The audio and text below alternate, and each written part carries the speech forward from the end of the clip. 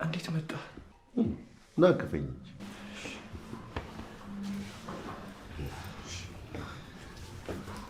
ናቸው። ኖር ተሾመ እባላለሁ። የኪሩ አባት ነኝ። አሰግድ እባላለሁ። የጽናት አባት ነኝ። በጣም ጥሩ።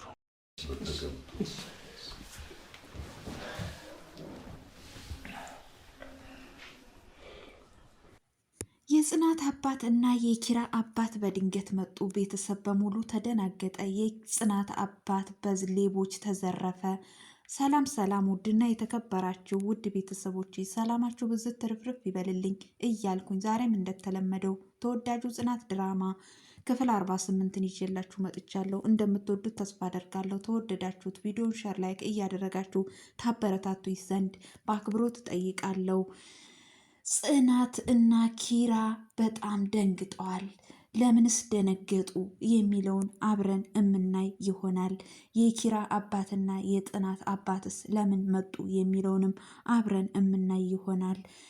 ኪራ ወደ እናቱ ደውላ ነበረ። በደወለችበትም ሰዓት አባቴስ እንዴት ናችሁ ደህና ናችሁ ብሎ ይጠይቃታል። ስትጠይቀውም አይ አባትህ ጋር አይደለውም አብረን አይደለንም ብላ ትለዋለች። እንዴት ለምን ብሎ ይጠይቃታል። እሷም ደግሞ አያቱ እንደታመመችና አያቱን እያስታመመች እንደሆነ ትለዋለች። ምን ነው ምን ሆና ነው እስቲ ላውራት ብሎ ይላታል። እንደዛም ሲላት ማውራት እንደማትችል ትነግረዋለች። ወይኔ በቃ ልምጣ ምናምን ብሎም ሲላት ቤቱ ባዶ እንደሆነ ምናምን ብላ ስትለው እሱም ደግሞ ቤት ውስጥ ጽናት አለች፣ ግን ጽናት ብቻዋን እንዳትሆን ብዬ ነው ምናምን ይልና በቃ እግዚአብሔር ይማራት ብሎ ስልኩን ይዘጋል። ጽናትም ቤት እያሰበች ቁጭ ብላ ነበረ። በዛም ሰዓት ናሆምና እምሩ ይመጣሉ። የናሆምና የእምሩ መምጣት ለጽናት ለጊዜው አልታያትም በሀሳብ ስለተዋጠች። ከዛ ናሆም ጽናት ደህና ነች፣ ግን ይች ልጅ እኮ በፍቅር በቃ ቀስ ብላ በወጥም ሻወር ሳትወስድ አትቀርም እያለ እየቀለደባት ነበር። መታችኋል እንዴ ብላ ትላችኋለች። አይ አልመጣንም፣ ምን ትመስላለች፣ በር እየተንኳኳ ነው ክፈች ይላታል። ልትከፍትን ብድግ ስትል ቁጭ በይ ብሎ ቁጭ ያደርጋታል። በዛውም ማለት ነው በቃ አንቺ ፍቅር እንደዚህ ያደረገሽ ምናምን እያለ እያሾፍባት እያለ በጣም ብስጭት ብላ በቃ ማሾፊያችሁ ሆንኩ አይደል እኔ ምናምን እያለች ይልቁንስ ምግብ በልታችኋል ብላ ትላችኋለች። ናሆምም አይ ጊዜ እያሳዝናል እኮ ጽናት ከቀልቧ እያለች ኮቴን ስበር እንደ ራበኝ የምታውቀው አሁን ግን ይኸው እያየች እንኳን መረዳት አቃታት ይላታል። ጽናትም ወይ ናሆም ደግሞ በቃ አንድ ነገር እኮ ተያዝ ካንተ አትለቅም አደል ብላ ጥላቸው ትሄዳለች። በዚሁም አጋጣሚ ሄዳ ልክ ስልክን የተደወለባት ስልክ ሲደወልባት የተበደረችውን ብር ሊሏት እንደሆነም በጣም ደንግጣ ነበረ። ስልክ እያወራች እያለ ምን ነው ጠፋሽ ምናምን እያሉ በሚሏት ሰዓት ስራ በዝቶብኝ ነው ምናምን ማለት ከትምህርት ጎን ምናምን እያለች ስትላቸው ነበረ። እንደዛም ስልክ እየደወለች እያለ እምሩ ትመጣለች። ምን ሆነሽ ነው ምናምን ብላ ትላታለች። እየተደወለላት እያለ ስለ ብሩ ሳይሆን እሷ የፈራችው ስለ ብር ብላ ነበረ። ግን እሷ የተነገራት አባቷ እየመጣ እንደሆነ ነው። በዛም አጋጣሚ እምሩ መታ ምን ሆንሽ ብላ ትላታለች። አባቷ እየመጣ እንደሆነ ትነግረዋለች። ከዛም አሁን ከተማ ለከተማ አባቴ ሊንከራተት ነው ለኔ ብሎ እያለች እየተበሳጨች እያለ አባቷም አልደወለላትም። ስትደውልም አላነሳላትም። በዚሁም አጋጣሚ ስልኩ ተዘርፎ ነው አባትየው ማለት ነው። ከዛን በቃ እንሂድና መናኸሪያ ሄደን እንፈልገው ብላ ትላታለች ለምሩ። እንደዛም ይሆናል ብላ እንደገና ምሩ መለስ ስትልና አይ ምናልባት ተመጡ ከቤት እንዳያጡን ናሆም ሄዶ መናኸሪያ ያያቸው ብላ ትላለች። እንደዚህም እያለች በቃ ጥሩ ናሆም አለ ብላ ናሆም ልትጠይቅ ወደ ናሆም ስትሄድ በጣም ተግዛ እያለ ኪራ ይመጣል። ኪራም እንደመጣ በጣም እየተበሳጨች ወይኔ አባቴ ለእኔ ብሎ እየተንከራተተ በቃ ለእኔ ለትምህርቴ ብሎ እኔ እኮ ለአባቴ ያንን እንደከፋኝ ባልነግረው እኮ እንደዚህ አይፈጠርም ነበር፣ አባቴ ቤቱን ጥሎ አይንከራተትም ነበር ምናምን እያለች ለኪራ ስትነግረው አይዞሽ በቃ አንቺ እንደዚህ ይፈጠራል ብለሽ አላሰብሽም፣ በቃ የሆነው ሆኗል፣ ለጊዜው አንቺ አልመሰለሽም ብሎ ሲያበረታታት ነበረ። በዚህም አጋጣሚ አባትየው ከሰው ላይ ስልክ ደውለው ጽናት ጋር ተደውሎ ጽናትን ነይ ብሎ እንግዲህ ጽናት መታ እንድትወስዳቸው አድርገዋል። እቤትም ገብተዋል። እቤትም ገብተው እያለ እየተጫወቱ ምግብ እየበሉ እያለ ስለ ምግቡም እግዚአብሔር ይስጣችሁ እየተጎራረሱ እረ ለራሳችሁ ብሉ እያለም ነበረ ኪራ። በዚሁም አጋጣሚ አንድ ተረት ይተርትላቸው ነበር ስለ መልካምነታቸው እየመረቃቸውም ነበረ። መርቋቸውም እያለ እምሩም ቡና እያፈላችላቸው እምሩንም እጆችሽ ይባረኩ እያለ እየመረቃት ነበረ። ሁሉንም ልጆቹን እየመረቀ ነበረ። በዚሁም አጋጣሚ እኔ ልረፍ ብለው ወደ ክፍላቸው ማረፊያ ክፍላቸው ይገባሉ። በዚህም አጋጣሚ ከገቡም በኋላ ጽናት ትሄዳለች። ተነሱ ብሎ አጠገቡ ትሄዳለች አባቷ ጋር። በዚሁ አጋጣሚ ምን ይጠይቃታል? እንዴት ነው ትምህርት ምናምን ብሎ ሲጠይቃት ጽናትም ጥሩ እንደሆነ ትነግረዋለች። ለምን ታዲያ ፈተናዬን ኤልኝ ብለህ አታሳየኝም ምናምን ብሎ ሲላት ፈተናው እንደተመለሰ ትነግረዋለች። በጣም ደንግጣ አይ መጣው ቆይ መጣው ብላው ትሄዳለች። ተነስተውም ጠዋት አባቷ ጋር ቁጭ ስትል ለምን ትምህርት አትሄጂም እንዴ ብሎ ይላታል። አይ ረፈደ አንተን ጥዬ እንዴት ልሄድ ምናምን ስትል ለእኔማ እምሯለች ምናምን ሂጂ ይላታል። ሲያጨናንቃት በዚሁ አጋጣሚ ያው ትምህርቱን እንደተወች አባትየው አያውቅም። እሷም ደግሞ ተጨናነቀች፣ ለመናገርም አፈረች።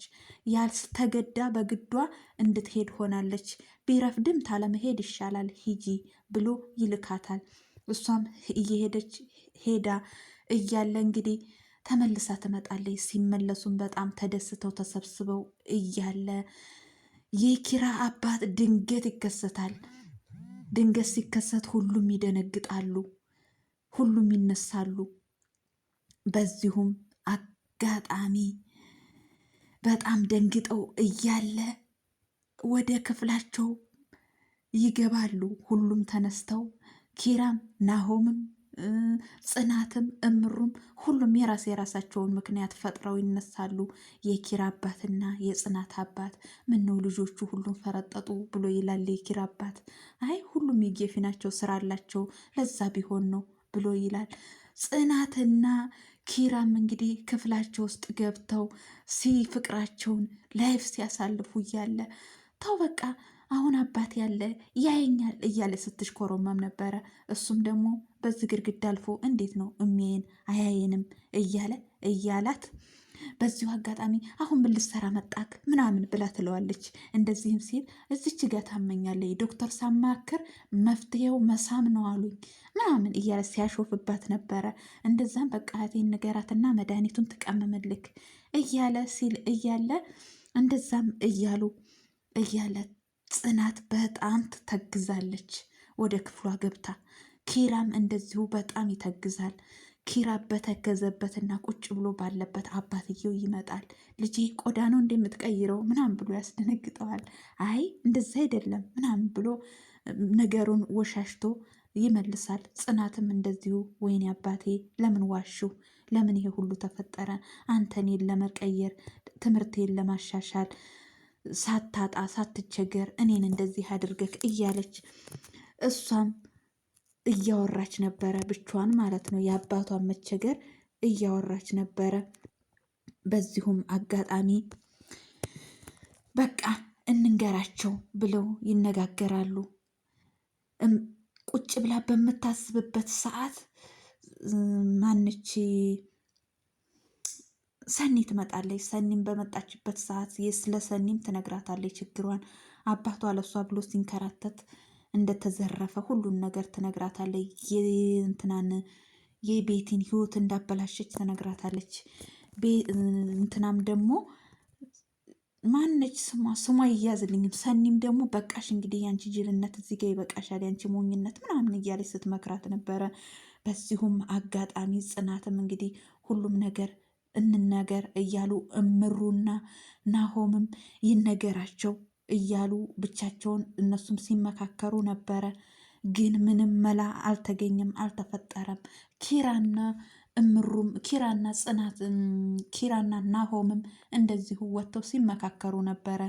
ጋሽ የተቆየ እንንገረው እያለ ሲለው ነበረ ለኪራ ማለት ነው። ኪራም ደግሞ ጽናት ፍቅሩ አደባባይ እንዲወጣ እንደማትፈልግ ይነግረዋል። እንደዚህ እኮ ውሸት ተደብቆ አይቀርም እያሉ እየተነጋገሩ ነበረ። የኪራም አባት ስፖርት ሊሰሩ እያለ እንግዲህ መጀመሪያ የሆነ ነገር ልንገርክ ብሎት ነበረ ኪራ በኋላ ብሎት ነበረ የቆየው። በዛም ሰዓት ስፖርት እየሰሩ እያለ እስቲ አሁን ንገረኝ፣ ቅድም ልንገርክ ያልከውን ነገር እያለ ሲለው ስፖርት እየተሰራ አይነገርም ብሎ ይለዋል። ምን ችግር የለውም ንገረኝ እያለ ግን የጽናት አባት እነኝ ሽማግሌ ለምን መጡ እያለ ሲጠይቀው የመጡበትንም ምክንያት እያንዳንዱን ነገር ይነግረዋል። ጽናትም እሱን ለማሻሻል ሁሉን ነገር ይነግረዋል። ጽናት ደግሞ የቤት ሰራተኛ እንዳልሆነች ሁሉን ነገር ብቻ አስተባብሮ ይነግረዋል። ኪራም እንግዲህ ለአባቱ ለመናገር ዳርዳር እያለ ነው። ጽናትም እንናገር እያላት ነው። እሷም ግን መናገር አልፈለገችም። አባቷም እንደነቃባት እናውቃለን። እኔ ነቅቻለሁ፣ አባትሽ ነኝ፣ ንገሪኝ እያላት ነው። ግን መናገር አልፈለጉም። እና ኪራም እንግዲህ ለአባቱ ጫፍ ጫፍ እያለ እየተናገረ ነው። አባቱም እንግዲህ ይቺ ዳርዳር እያለ እያሾፈበት ነው። ውሸት ነች የምትናገረው ነገር ውሸት ነው። ክብሮ ምን አለ መሰለ፣ ሌባ ሲዋሽ የሰው ልጅ ሲዋሽ ማጅራቱን እናፉን ይነካካል አለ። አሁንም ቢሆን ይች ነገር ውሸት ነች፣ የተፈጠረ ነገር አለ፣ በመሀላችሁ የተፈጠረ ነገር አለ እንዴ እያለ ሲለው ነበረ። ግን ደግሞ ምንም ነገር እንዳልተፈጠረና ሚስት ደግሞ በሚፈለግበት ሰዓት ወዲያውኑ ተጉድጓድም ቢሆን ቆፍሬ ያመጣለሁ እያለም ሲል ነበረ። ይቺ ነገር ተጠራጥሬ ያለሁ እያለ እንግዲህ የኪራም አባት የጽናትም አባት ነገሩ ጫፍ ጫፉ እየገባቸው ነው። እነሱም ደግሞ ለመናገር እያፈሩ ነው። ውድ ቤተሰቦቼ እስቲ ቀጣዩ ደግሞ ምን ይሆናል የሚለውን አብረን የምናይ ይሆናል። የዛሬው ድራማ የተጠናቀቀው እዚህ ጋ ነው። በሌላ ቪዲዮ ውስጥ የምንገናኝ። ሰላም ሁኑልኝ፣ ሰላም ቆዩልኝ። እወዳችኋለሁ፣ አከብራችኋለሁ። ባይ ባይ ብያለሁ ውዶችዬ።